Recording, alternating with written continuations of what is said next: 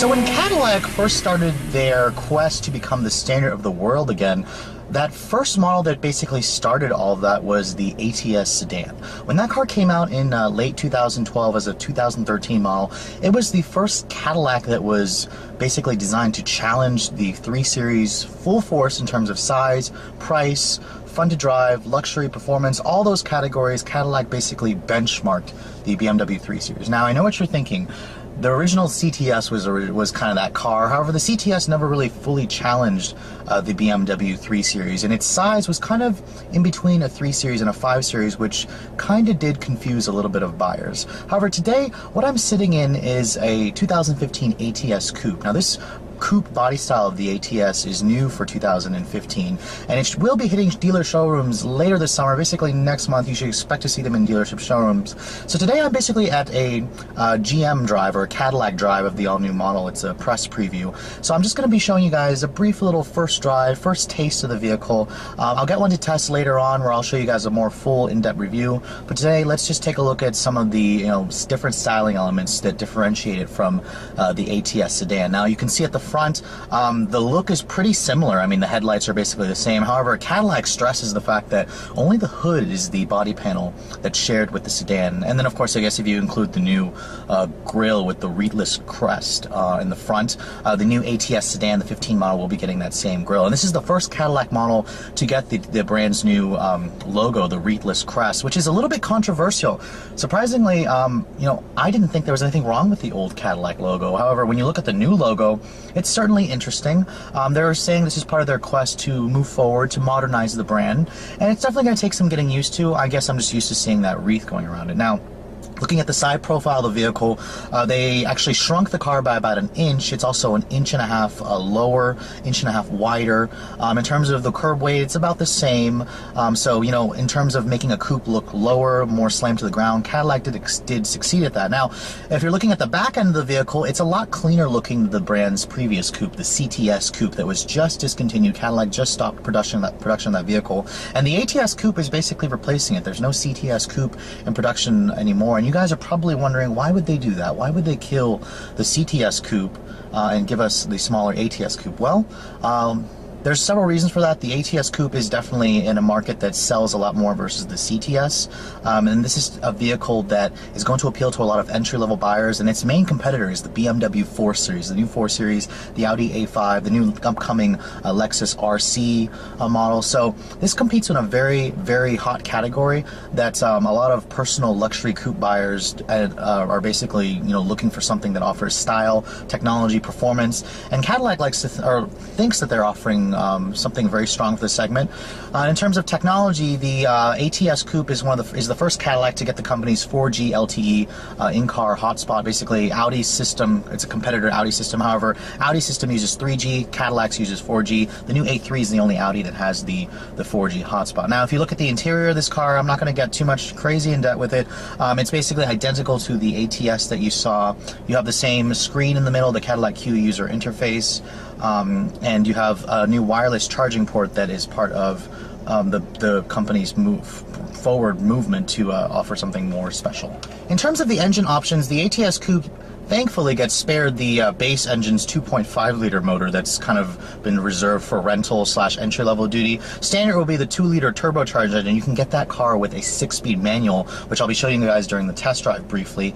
And then you can also pick the 2-liter turbo with a 6-speed automatic, and then of course there's the 3.6-liter V6, which only comes with a 6-speed auto. Take your pick between rear or all-wheel drive, and you can distinguish the all-wheel drive models from a 4 badge on the back where it says ATS 4. Now, one of the things about the ATS is it does have Cadillac's new seatbelt pretensioning tightening thing, so it kind of squeezes you when you first get in the car and get going, so you have to get used to that.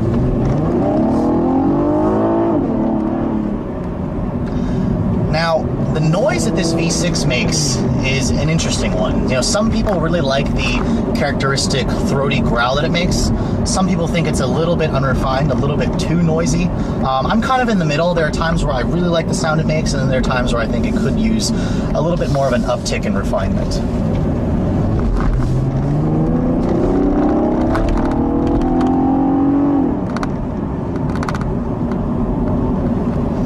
Now, in terms of handling, the ATS Coupe pretty much follows in the footsteps of the sedan. This is one of the best handling cars in the class. Actually, compared to the current F30 body style of BMW, this car, it handles much better. The car is a little bit lighter. It just has a really communicative and great feeling steering. The brakes feel good. Everything about this car just feels impressive. And the only thing really where it doesn't match the BMW is the engines. BMW still has the edge in terms of engine refinement and all-out power, but Cadillac is not far behind.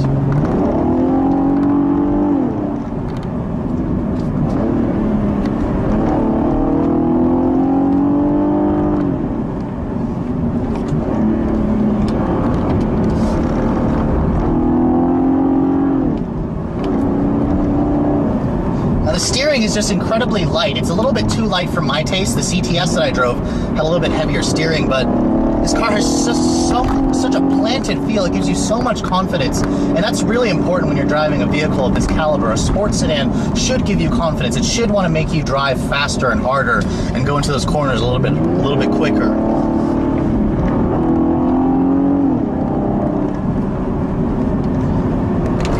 Now it's funny, I actually had seat time in both the 6-speed manual and this V6, and I have to say, you guys know me, I love my manual transmissions, but I have to say this V6 in this car is impressive, and I would be a little bit hard-pressed trying to choose one. Even though this has an automatic transmission, I love the sound that V6 makes. In this car, it's just a perfectly muted, good noise.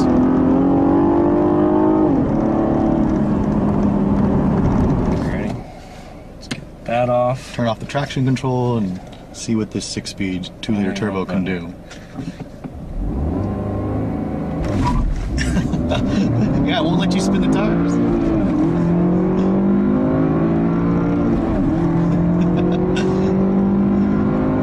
Not bad, but it won't let you spin the tires. Like, I can do a burnout much easier in the front-wheel drive Hondas that I drive all the time.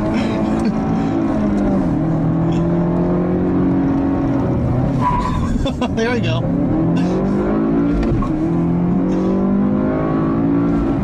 Not bad, not bad. There we go. That was a decent one. Yeah. So that was $4,000. So a lot of you are probably wondering, which one do I prefer more? Do I prefer the 6-speed manual 2-liter turbo? Or do I prefer this 3.6-liter V6 with a 6-speed automatic? Well, on these brief drives, good question. I'd have to say that right now, I'm preferring the automatic V6 just because I love the noise it makes. However, the Turbo 4 with that 6-speed just gives you a feeling of engagement that you just can't beat with a manual transmission. Of course, the manual in the ATS is a little bit on the notchy side for the gear lever. The clutch is heavier. It's a good transmission, don't get me wrong. It's just not as buttery smooth as I would like through the gates. However, that's kind of a taste preference thing. Some people like how notchy it feels, like kind of that clunkety-clunk manually shifter that some people really prefer. I just prefer something more buttery smooth that glides into the gates. But in terms of the engine, I definitely like the sound of this V6 more versus the sound of the Turbo 4, which is funny because you can make a Turbo 4 sound good. Just go drive any current Volkswagen with the 2-liter turbo, or even go drive the Ford Focus ST. That's got a Turbo 4 that sounds really freaking good. So Cadillac really needs to work on the exhaust, the tuning of the Turbo 4 just to make it sound better, make it a little bit more engaging, because especially when you have the manual model, that deserves its own special exhaust. That is designed to appeal to enthusiasts, and we like to hear some good noises.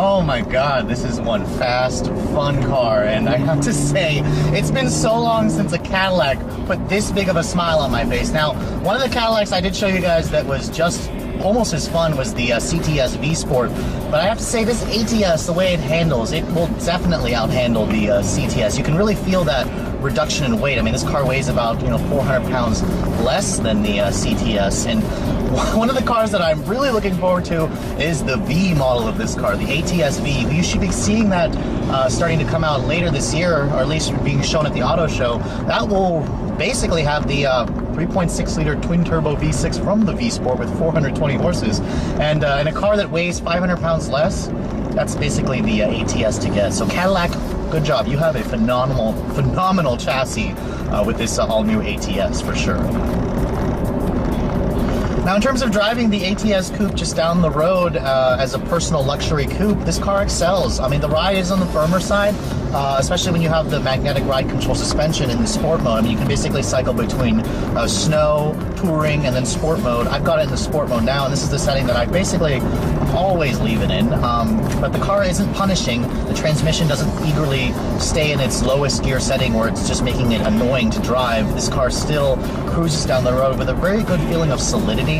It's pretty quiet on the inside. I mean, one thing that Cadillac did go to are these pillarless side windows, which I was concerned about any wind noise, but the car stays pretty hushed. I mean, this is a luxury coupe that ranges from about $38,000 to $55,000, so you've got to build it to a higher standard. This is something that a lot of buyers really demand and expect a lot of when you build something like this.